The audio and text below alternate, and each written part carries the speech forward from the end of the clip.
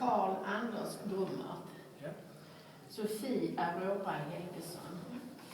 Och vittnena är Karin Grummert. Ja. Det är du.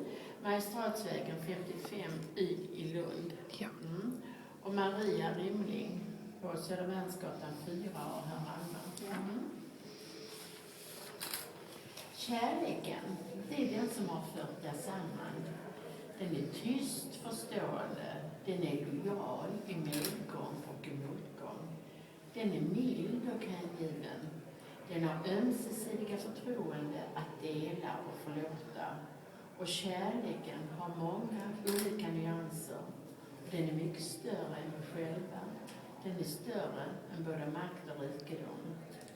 Älska varandra, men gör inte kärleken till en boja.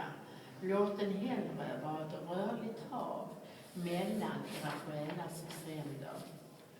Och äktenskapet det bygger på kärlek och tillit.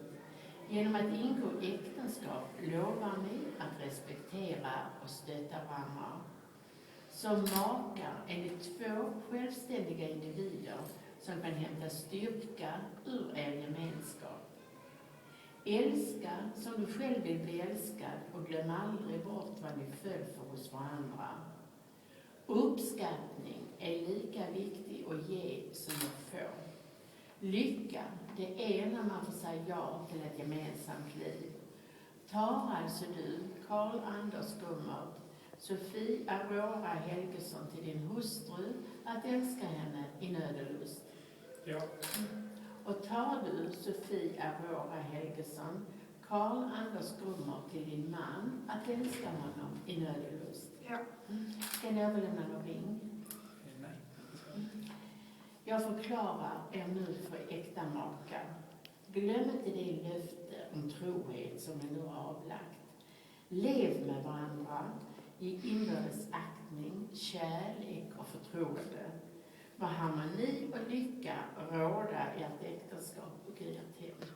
Och gratulera. Och vi ser bröllopskyssen. Ja.